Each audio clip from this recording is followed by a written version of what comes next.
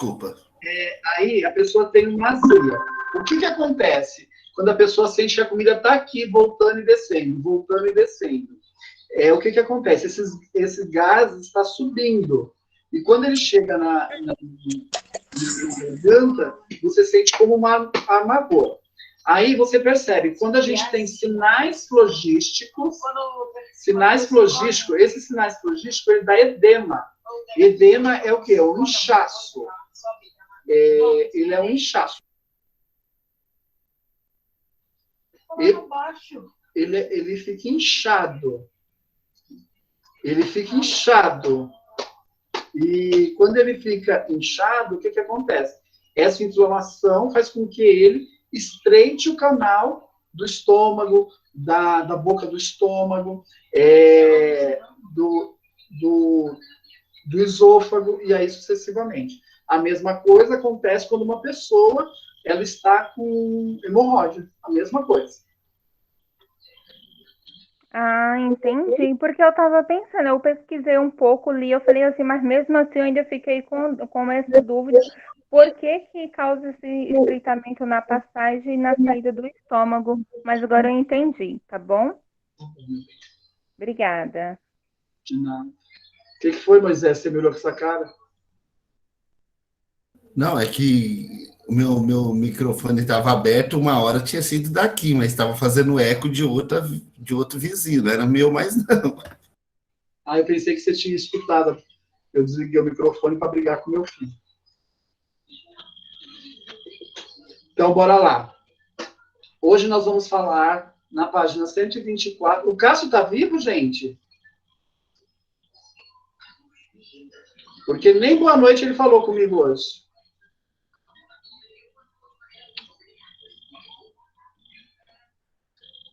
Estou aqui. Falou boa noite, sim. Eu vou procurar, Cássio.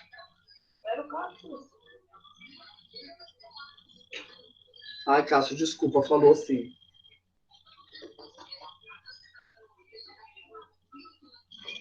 Se a Daniela estivesse aqui, ela me protegia de vocês.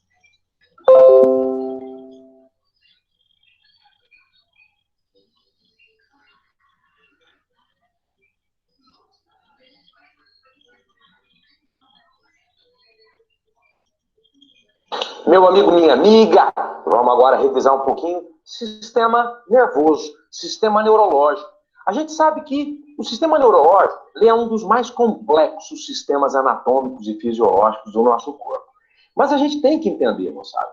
Quando a gente fala, vou tratar de um paciente com AVC, vou tratar de um paciente com traumatismo crânioencefálico, nós precisamos entender um pouquinho de anatomia e fisiologia do sistema neurológico para que a gente possa realmente atender aquele paciente de uma forma correta. E, obviamente, que não só atender, o nosso foco aqui é concurso público, então nós temos que pensar que para eu analisar as questões de urgência e emergência no que tange ao sistema neurológico, né, as questões de clínica e etc. e tal, eu preciso ter uma noção, saber um pouco de anatomia e fisiologia para que eu possa fazer uma análise crítica, analisar estas questões. Então, muito importante essa aula sobre sistema nervoso. E já para a gente começar, antes da gente falar um pouquinho da divisão do sistema neurológico, eu queria falar um pouquinho da anatomia externa, que também faz parte desse complexo anatômico aí, que é o sistema neurológico. Só que, obviamente, por se tratar de osso, né, faz parte, né, são ossos chatos, né, que fazem parte do sistema osteomuscular, ou do sistema ósseo anatômico, do sistema ósseo. Mas que eu acho importante a gente falar, porque quando a gente fala de TCE, por exemplo, o paciente teve um TCE parietal, o paciente teve um TCE occipital, a gente está falando também de uma possível lesão, fratura óssea. Então, é importante conhecer isso daí também, né? Lembrando que o crânio ele tem como função a proteção do sistema neurológico, a proteção do encéfalo, e já nós vamos falar o que é o encéfalo, tá? E ele é formado pelos ossos, por ossos que nós chamamos de ossos ímpares e ossos pares. Ossos ímpares são os ossos que é único, que ele não tem direito e esquerdo. Por exemplo, o osso frontal, como nós podemos ver aqui nessa imagem, tá? Ele é um osso ímpar, ou seja, nós temos um osso frontal só. Posteriormente, outro osso que é ímpar é o osso occipital, tá? O osso occipital. Então, nós temos na frente, aqui na testa, o osso frontal, na nuca, o osso occipital. Na parte superior do crânio, nós temos dois ossos pares, que são chamados ossos parietais. Ossos parietais. E no lado, né, formando o que a gente conhece como fonte, né? A fonte, os antigos chamavam isso de fonte, são os ossos temporais. Temporal esquerdo, temporal direito. Então, estes são os ossos muito importantes da gente lembrar, os ossos que protegem o encéfalo, os ossos que formam o crânio. Abaixo desses ossos, nós temos as meninges.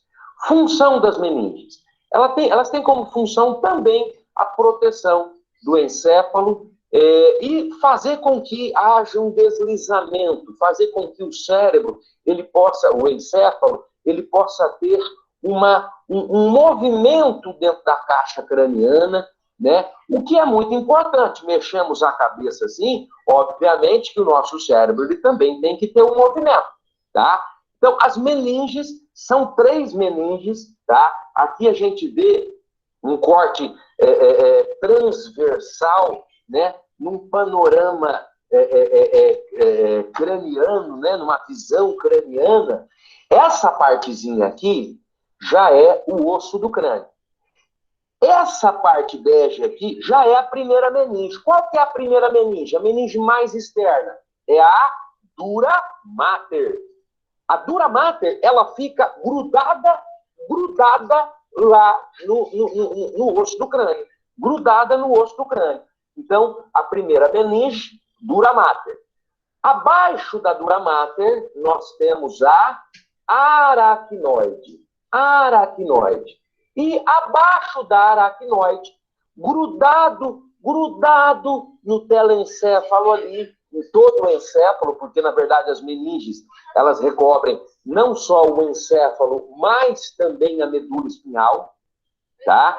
Então, mais internamente, recobrindo o encéfalo e, posteriormente, a medula espinhal, nós temos a pia mater. Pia mater, tá? Então, dura mater, aracnoide e pia mater. Dura mater, aracnoide e pia mater. Aqui, ó. O osso, a dura mater, a aracnoide e a pia mater. Tá bom? Beleza? Continuando aqui, então, a nossa revisão.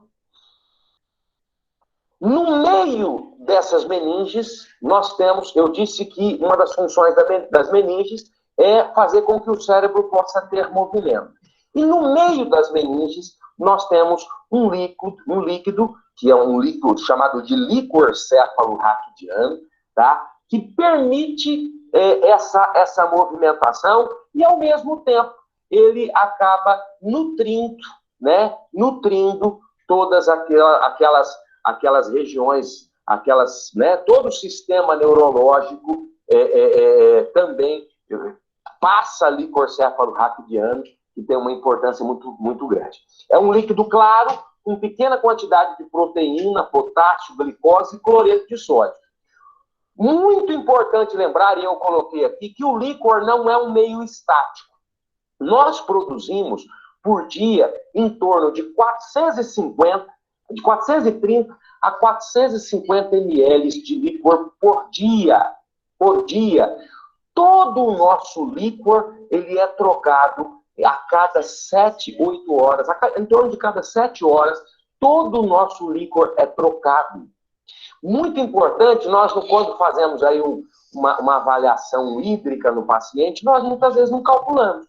Mas o paciente ele vai gastar em torno de 400 a 430 a 450 ml de água só para produzir líquor cefalorraquidiano. Todo dia ele vai gastar esse volume para produzir licor cefalorraquidiano. Uma informação bastante interessante. A divisão do sistema nervoso. Primeiramente, o sistema nervoso, como forma de revisão, para ficar claro, ele é dividido em sistema nervoso central e sistema nervoso periférico. Sistema nervoso central, ele é formado pelo encéfalo, e nós já vamos ver o que é um encéfalo, tá? Pelo encéfalo e pela medula espinhal, tá? Isso é sistema nervoso central.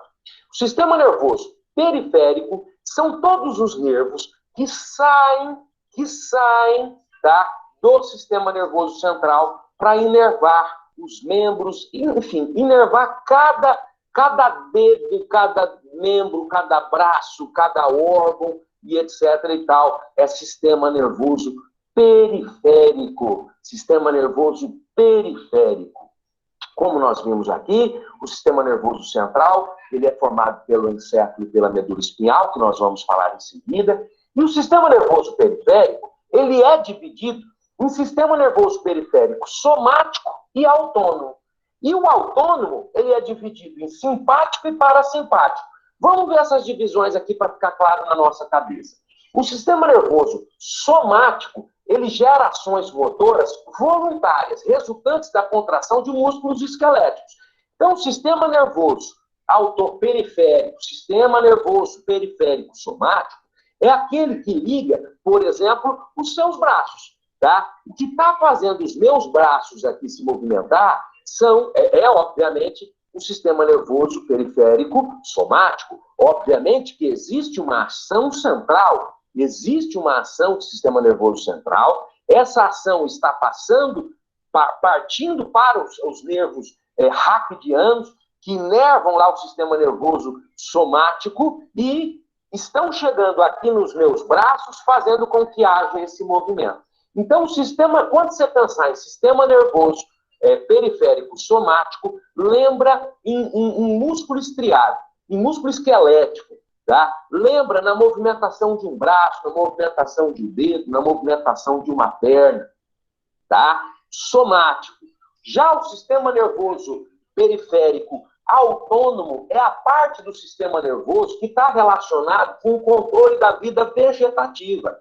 Ou seja, ele controla, por exemplo, a respiração, o batimento cardíaco, a circulação de sangue, o controle da temperatura, a digestão. Você não precisa pensar para você respirar, você não precisa pensar para o teu coração bater, você não precisa pensar para o teu intestino digerir um alimento. Então, isso acontece, obviamente, por ação do sistema nervoso periférico autônomo. Ele tem autonomia. Você não precisa ter vontade do seu coração bater. O seu coração bate de forma autônoma. Por quê? Porque ele é gerenciado, ele é inervado por um nervo que pertence ao sistema nervoso periférico autônomo e não o sistema nervoso periférico somático. E aí nós vimos que o sistema nervoso autônomo ele pode ser dividido em simpático e parasimpático. Para a gente poder lembrar de uma coisa assim bem rapidinho, eu lembro o seguinte, o sistema nervoso autônomo simpático é aquele que ativa. O parasimpático é aquele que relaxa. Pensa nisso. O sistema nervoso autônomo simpático ativa. O sistema nervoso parasimpático relaxa. Lembra disso que você vai lembrar de tudo isso daqui. Olha lá, o simpático, ele estimula ações que mobilizam energia, permitindo ao organismo responder à situação de estresse. O sistema simpático é responsável pela aceleração do batimento cardíaco, pelo aumento da pressão arterial, pelo aumento da concentração de açúcar no sangue, pela ativação do metabolismo geral do corpo. Tá? Já o sistema parasimpático, ele estimula principalmente atividades relaxantes. Relaxantes. Parasimpático, relaxantes. Simpático, tá? Estímulo. Estímulo. Não relaxante. Estímulo, tá? O simpático estimula, o parasimpático relaxa. O simpático, nós pensamos na noradrenalina, na adrenalina, que estimula. O parasimpático, nós pensamos na acetilcolina, que relaxa. Tá? E o que ele causa? As reduções de ritmo cardíaco, redução da pressão arterial. Tá? O parasimpático ele tem ação vasodilatadora mediante a liberação de acetilcolina. Moçada, então aqui, ó, fazendo aqui voltando e fazendo uma conclusão da divisão do sistema nervoso. O sistema nervoso é dividido em central e periférico. O sistema nervoso central, ele é dividido no encéfalo e na medula espinhal, que nós vamos falar daqui a pouco. O sistema nervoso periférico, ele é dividido em somático e em autônomo. O somático são aqueles nervos que inervam a musculatura estriada. Levanta a mão, levanta o braço e assim por diante. O autônomo é aquele...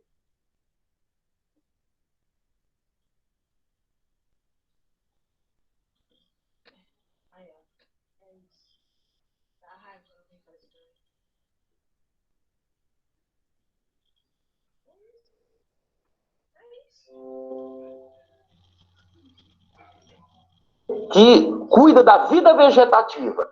Faz o coração bater, respirar e assim por diante. A digestão. E o autônomo ele é dividido em simpático e parasimpático. O simpático estimula, o parasimpático relaxa.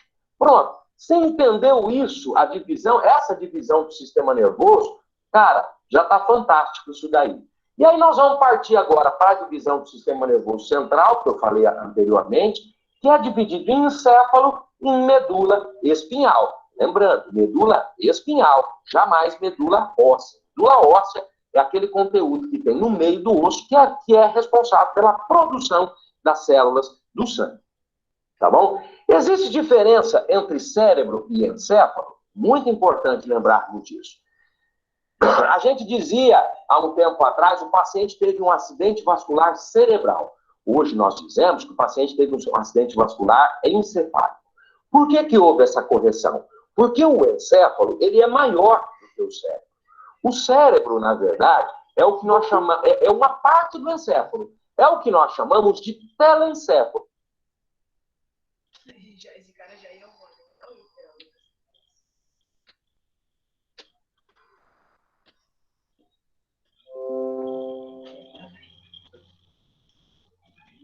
que são os hemisférios cerebrais. Mas o encéfalo, como nós vamos ver daqui a pouquinho, ele é maior. O encéfalo engloba o cérebro.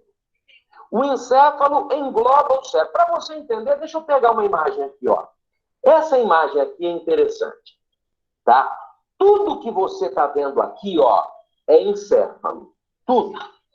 Cérebro é só esse vermelho aqui, ó. Só o vermelho.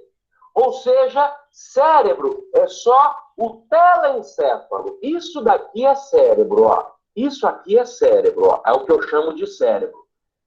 Isso aqui, ó, é o cérebro. Que é o telencéfalo. Já tudo isso daqui é encéfalo. Ó, aqui tem o telencéfalo, aqui tem o diencéfalo, que é formado por tálamo e hipotálamo. Aqui tem o tronco encefálico, que é formado por mesencéfalo, bulbo e ponte. E aqui tem o cerebelo, que, obviamente, é formado pelo cerebelo. Tá? Então, tudo isso daqui é encéfalo. Tudo é encéfalo. E só esse vermelho, que é o que nós chamamos de cérebro. Cérebro. Então, a essa resposta, existe diferença entre cérebro e encéfalo? A resposta é sim, existe diferença. Na verdade, o cérebro faz parte do encéfalo. Beleza? Voltando, então, aqui na divisão do encéfalo, o encéfalo ele é dividido em cérebro, ou seja, telencéfalo, diencéfalo, tronco encefálico e cerebelo. Essa é a divisão do encéfalo. 80% do encéfalo é formado pelo telencéfalo, que são os hemisférios cerebrais.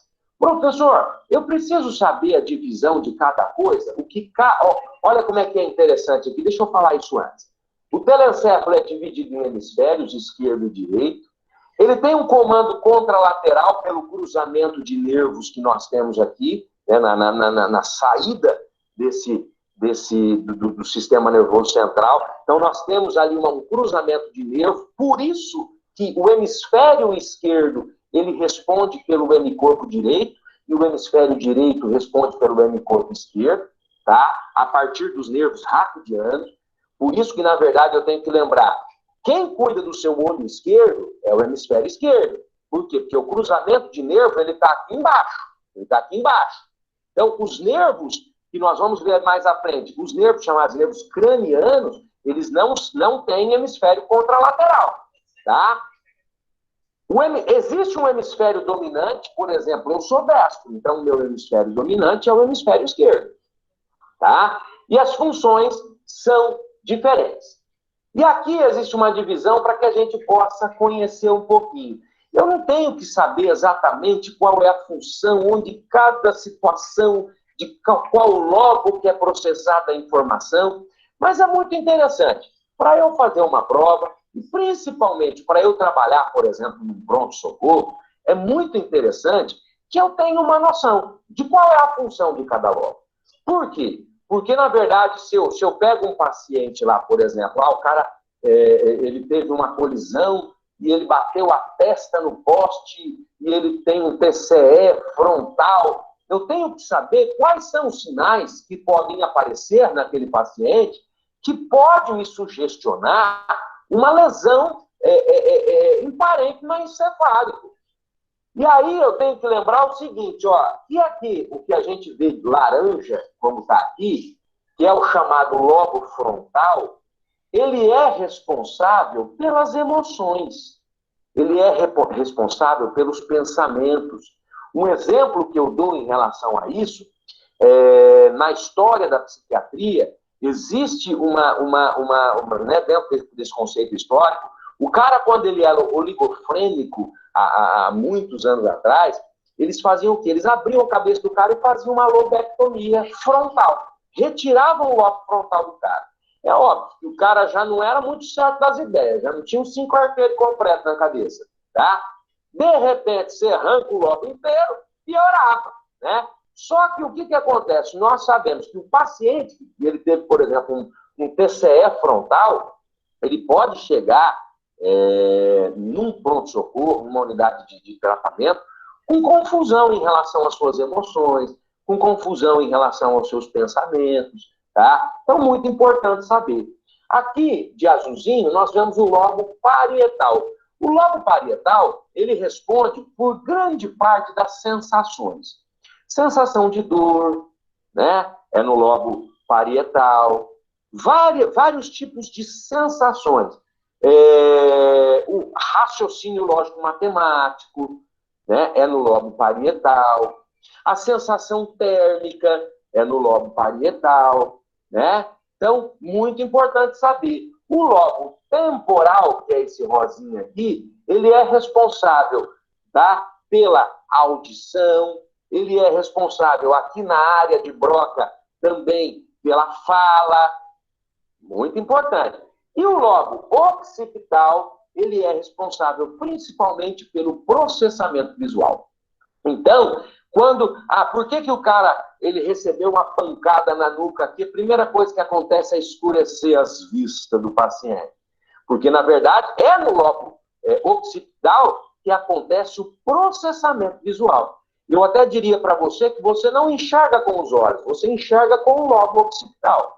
Por quê? Porque você capta a imagem com os olhos, mas quem processa a informação é o lobo occipital.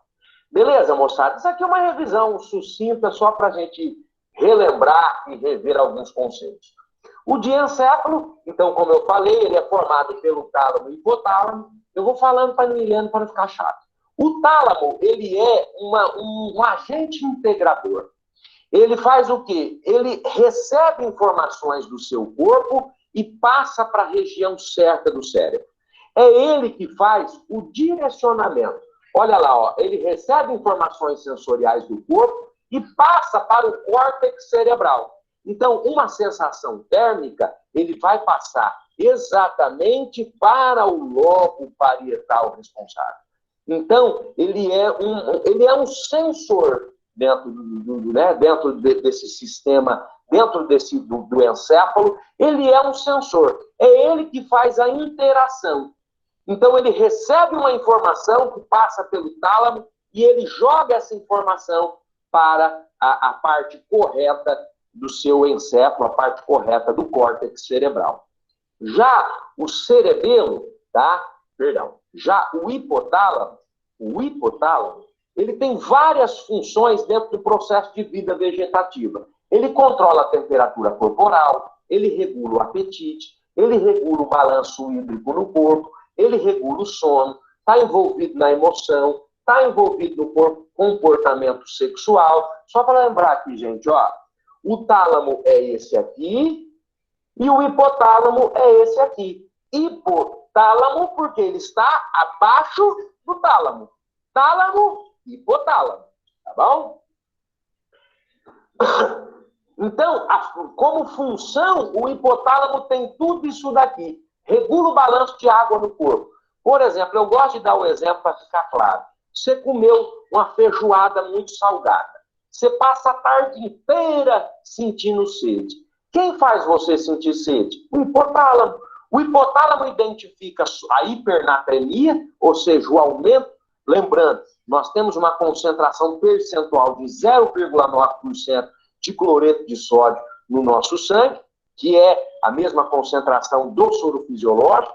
A partir do momento que você comeu algo salgado, o teu intestino vai absorver esse sal, o hipotálamo vai identificar a hipernatremia, ou seja, o aumento na concentração de sódio. Fazendo você sentir sede, você vai beber água, vai aumentar a tua volemia, para quê? Para diluir essa hipernatremia. É por isso, por exemplo, fazendo uma observação, que um paciente com insuficiência cardíaca congestiva não pode comer comida salgada, tem que ter uma dieta hipossódica. Por quê? Porque se ele come uma comida salgada, ele vai sentir sede, vai beber água, vai aumentar a volemia. Se o coração dele já não está aguentando um volume de sangue pequeno, imagina um volume de sangue grande. Tá? Aumentar essa volemia, essa hipervolemia. Obviamente que o coração do bicho vai falhar, vai dar edema agudo de pulmão e ele pode, muitas vezes, abraçar a jaca, como nós dizemos, né? Abotoar o paletão de madeira. Então, não pode. Beleza? Tranquilo? Continuando aqui, então. O tronco encefálico, ele é formado pelo mesencéfalo, ponte e bulbo, sendo que o mesencéfalo, ele atua também no processo de visão, audição, movimento dos olhos e movimento do corpo. Lembrando, gente, que nada é tão exato, nada é tão matemático, né? Eu não posso dizer que essa área ela só faz isso ou que isso é só feito nessa área. Eu falei que quem processa a visão é o lobo occipital, mas eu já vi que o mesencéfalo ele tem uma função também nesse processamento visual. Então, eu não posso pensar em anatomia, em fisiologia, como uma ciência extremamente exata, né? Eu não posso pensar que tal coisa só faz isso. Não, tal coisa não faz só isso. O mesencéfalo, ele age na visão, ele age na audição, ele age no movimento dos olhos, ele age no movimento do corpo. A ponte, ela participa de atividades do bulbo, ela interfere no controle da respiração, é um centro de transmissão de impulsos para o cerebelo, muito importante, tá?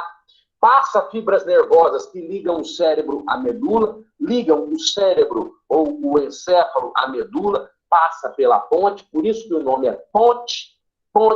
Ele liga o encéfalo à medula espinhal, por isso que o nome dele é ponte, tá? E o bulbo recebe informações de vários órgãos do corpo, controla funções autônomas da chamada vida vegetativa, por exemplo, batimento cardíaco, respiração, pressão do sangue, reflexo de salivação, de tosse, de espirro, do ato de engolir, e assim por diante, também é função do bulbo, que faz parte do tronco encefálico, que faz parte do encéfalo. E o cerebelo, né, terminando aí essa divisão do encéfalo, o cerebelo é esse senhor aqui. O cerebelo, ele também é formado por dois hemisférios, então eu tenho o cerebelo esquerdo e o cerebelo direito, lembrando que não é contralateral, ou seja, o cerebelo esquerdo ele atua no hemicorpo esquerdo e o cerebelo direito ele atua no hemicorpo direito, tá? Então, muito importante lembrar disso, é uma informação bastante interessante. Uma vez eu fiz uma questão para um concurso público, onde eu disse o seguinte, que o paciente teve um PCE e ele teve um sangramento, um sangramento intraparenquimatoso no hemisfério esquerdo e uma lesão de cerebelo esquerdo. E aí eu perguntava onde que ia ser a sequela desse paciente. E, na verdade, a sequela desse paciente ela era bilateral. Por quê? Porque ele ia ter sequela no hemicorpo direito por conta da lesão no hemisfério esquerdo. E ele ia ter sequela no hemicorpo esquerdo por conta da lesão do hemisfério esquerdo do cerebelo. Tá? Então, assim, só para lembrar, só para contextualizar em relação ao concurso público, que é um conteúdo importante. Funções do cerebelo, coordena movimentos. Quando você pensar em cerebelo, pensa em tônus muscular e equilíbrio. Tônus muscular e equilíbrio. Eu nem vou ler isso aqui. Leia aí depois, marca o que você achar que tem que marcar, mas o tio vai resumir para vocês. Pensou em cerebelo, pensou em tônus muscular e equilíbrio. Pronto. Sabendo disso, tá beleza. A medula espinhal, né? A medula espinhal, ela tem o formato de um cordão de aproximadamente 40 centímetros de comprimento. Ela ocupa o canal vertebral, ou seja, exatamente o meio da coluna vertebral. Lembrando que a coluna vertebral, ela tem como função a flexibilidade do tronco, mas uma das funções importantes é justamente a proteção da medula espinhal. Lembrando que a medula espinhal ela passa no meio da vértebra, no canal medular, justamente para quê? Para que haja proteção dessa medula. Lembrando que a medula, gente, por que é aquela chamada de cordão? Ela é formada por feixes de nervos. Por feixes de nervos. Então, ela aparenta ser um cordão mesmo quando a gente olha. Tá? E ela vai da primeira vértebra até aproximadamente em altura de vértebra, da segunda vértebra lombar. Professor, ela vai até lá embaixo da coluna? Não, ela vai, lembrando, nós temos 5 vértebras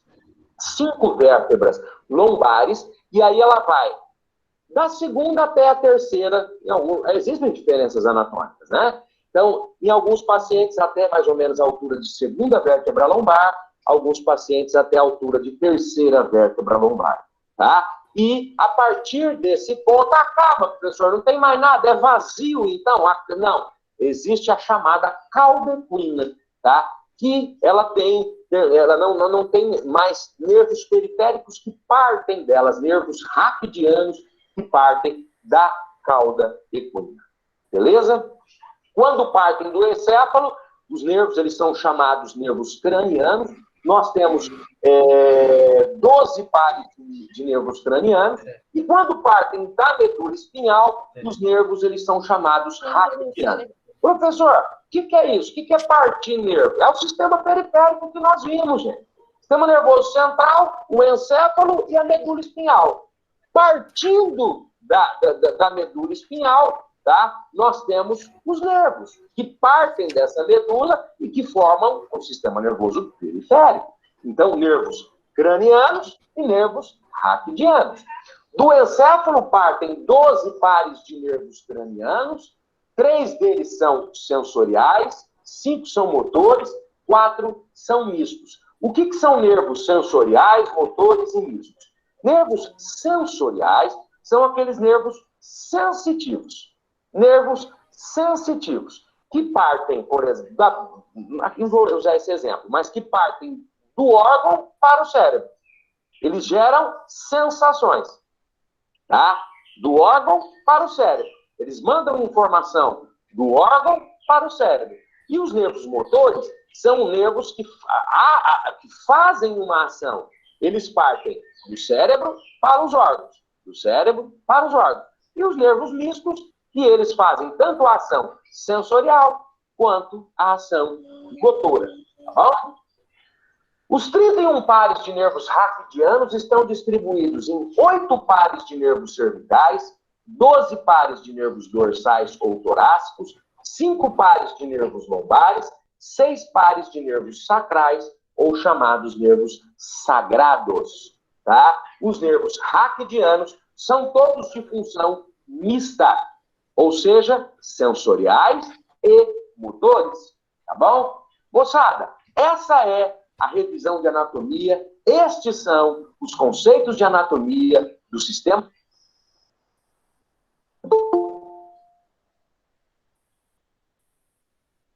É só ficar bom. Viram?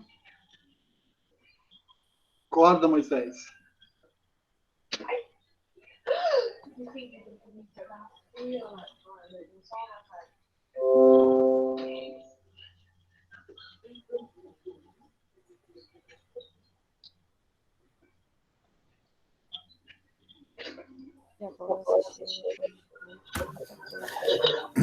Estou dizendo que depois dessa aula aí, eu estou dizendo assim, haja texto para começar a falar sobre, né? Porque a gente não sabia que tinha tudo isso ligado. E as palavras eram difíceis. Não sei pela, rapaz. Eu já te conhecia algumas, né? Consegui Mas ir anotando bastante coisa. Tipo, o que cada parte que ele falava lá, qual que era basicamente a função principal. Se quiser, eu mando depois no grupo lá a foto. Eu consegui acompanhar bem. beleza, Gustavo. Vai Eu ser já vou bom. mandar agora para eu não esquecer. Olha o cerebelo. É, isso aí. Quem fica bêbado não é a pessoa, é o cerebelo. É, claro.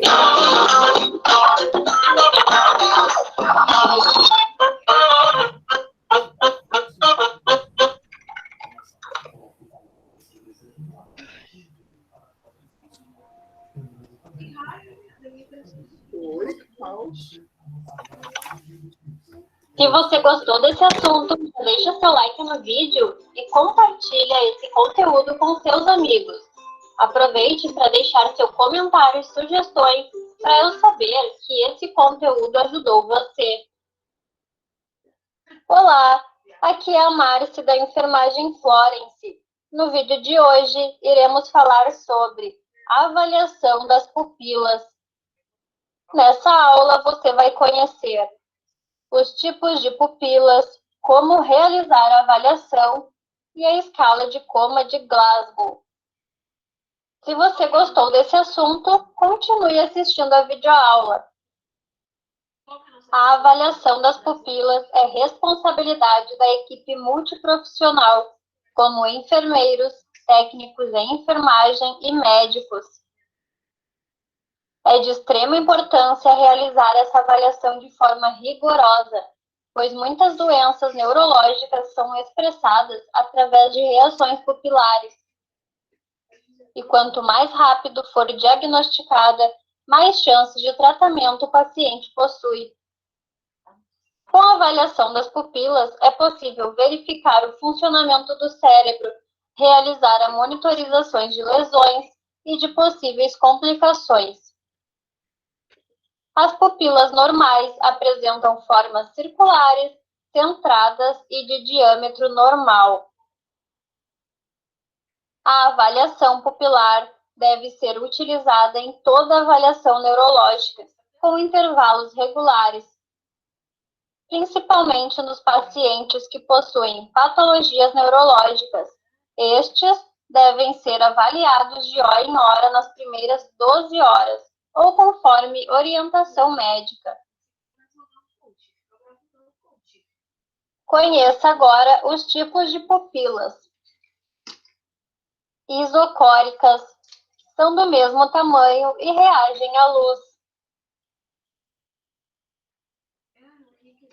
Anisocóricas, quando apresentam tamanhos diferentes, ou seja, uma está contraída e a outra dilatada.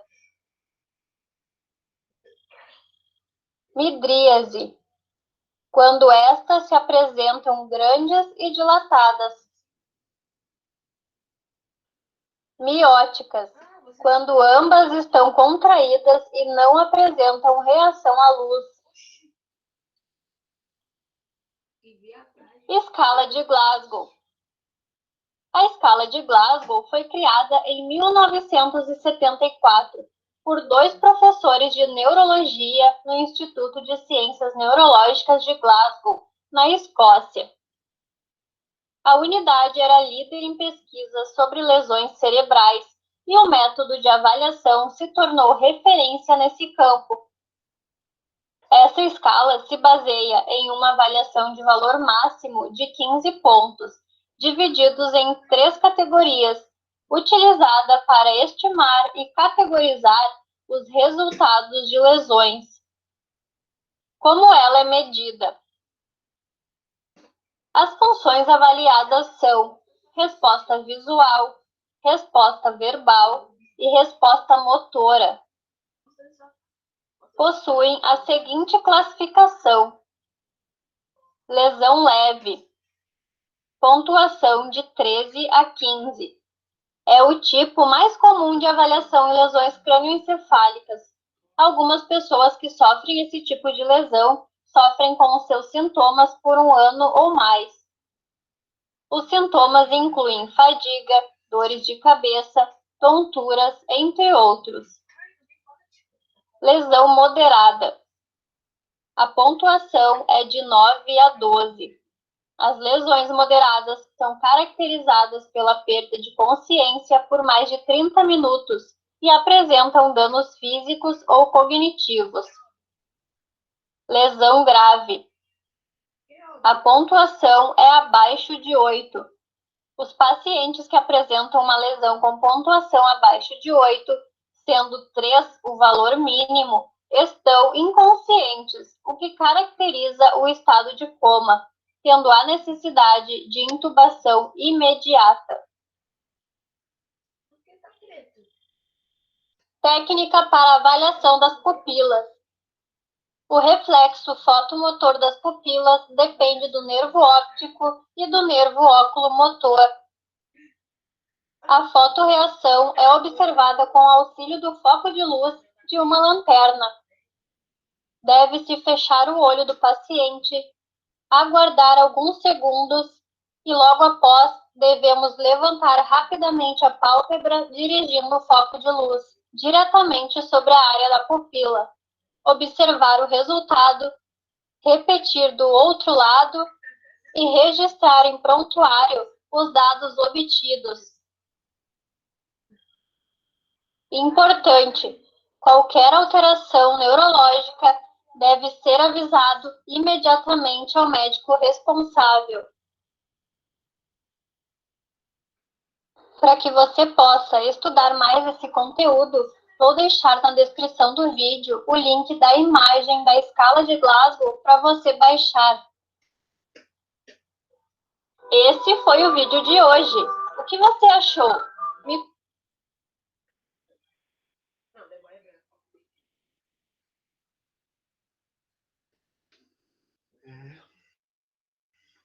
E aí? Entre mortos e feridos? É brinquedo não, viu, professor? Elidiane. Entre mortos e feridos sobrevivemos. Né? Glória a Deus. É sobre isso.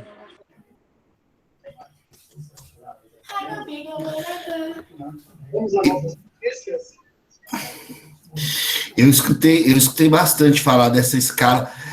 Eu sou ruim, professor, de guardar nomes, viu? É que nem quando vai fazer aquela manobra. Quando eu fui fazer o teste lá, então todo mundo foi falar sobre ela. Eu falava, então, a gente faz a manobra aí enrolava um pouquinho, mas não saía esse nome. Manobra de Grace. Reiki.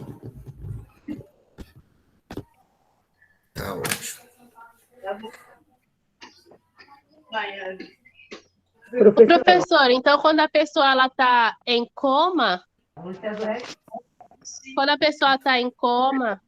ela através das vistas dela é possível então identificar se ela tá com ato cerebral, tipo acordando ou não, se tem algum problema Isso mesmo. mais grave.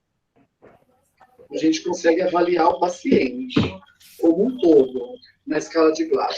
E a avaliação pupilar é que a gente sabe se o paciente está tendo medula ou no encéfalo, no mesencéfalo, no bulbo. Cada parte ali a gente acaba avaliando.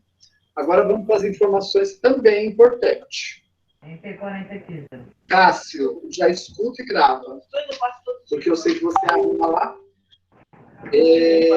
Não teremos atividade para essa próxima prova. A prova vai ser 10 direto.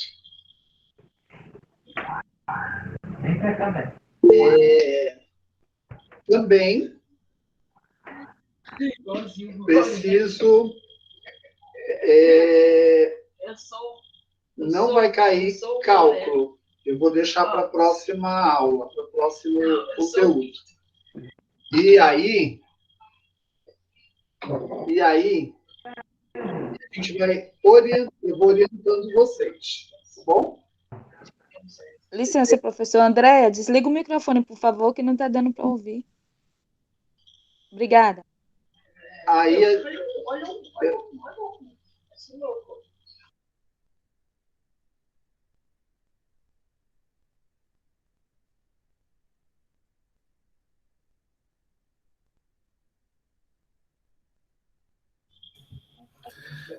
Por isso eu vou comer um caju. pode, caso. Ai, até me dá dor de cabeça. Então,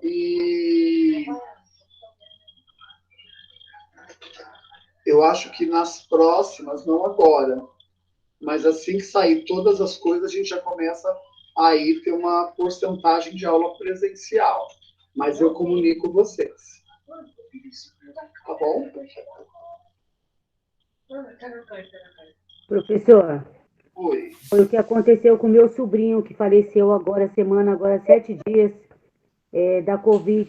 Ele deu uma parada cardíaca e o médico fez uma avaliação pelas pupilas dele, porque ele deu uma parada de 15 minutos. Teve uma parada cardiorrespiratória. Essa parada cardiorrespiratória, ele ficou com 15 minutos sem oxigênio no cérebro, aí que teve uma lesão de encéfalo. Não indo oxigênio para o cérebro, nem nutrientes, dá um problema sério. E aí eles podem ter morte encefálica. Nossa, meu Deus. Professor, Oi.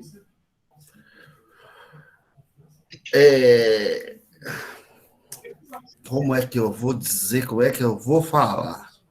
Espera aí que eu vou processar aqui, pôr o cerebelo, o encéfalo, tudo junto para...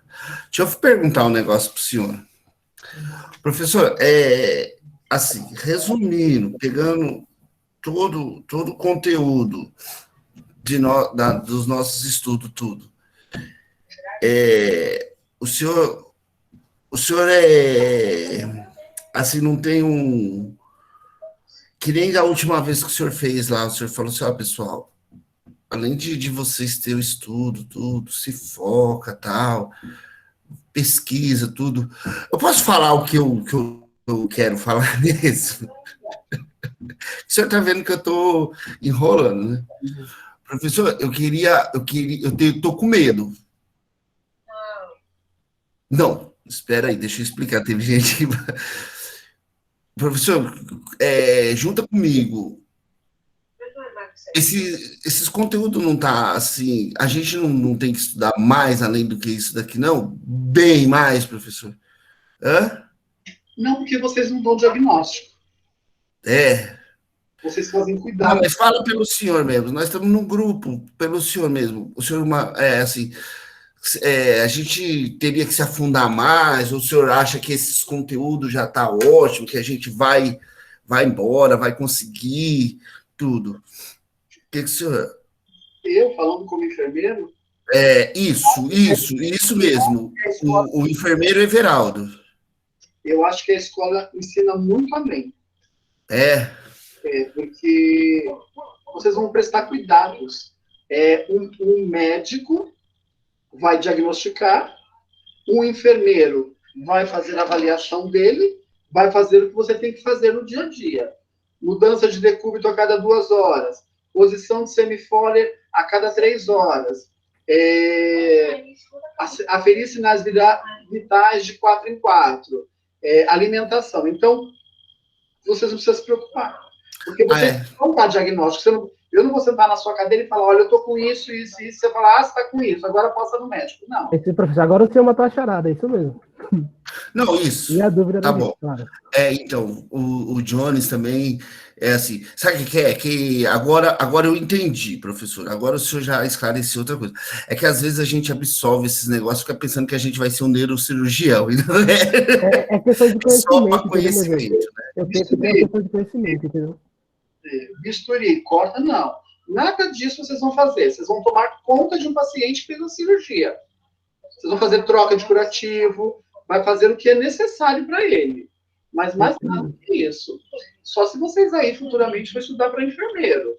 Aí o enfermeiro ele tem que saber tudo. O que a escola faz? Ela te bota a par do que você vai conhecer dentro de um hospital, tipo de morte, tipo de doenças, tipo de patologias associado ao sistema nervoso central, tipos de doenças. Então, você sabendo aquela doença, opa, eu sei sinais e sintomas. O que você vai fazer? Você vai ajudar esse paciente. Está sentindo alguma coisa? Eu estou com uma dor. É normal, é da patologia. Então, o médico vai passar um medicamento. Então, é isso que vocês aprendem. Eu falo que o ESSA, ele ensina muito além do que vocês deveriam. Não, então agora eu fiquei tranquilo, professor, porque assim, às vezes eu ficava pensando, falei, que a gente fica muito tempo afastado, entendeu? Do oráculo, então a gente ficou meio com medo, meio sem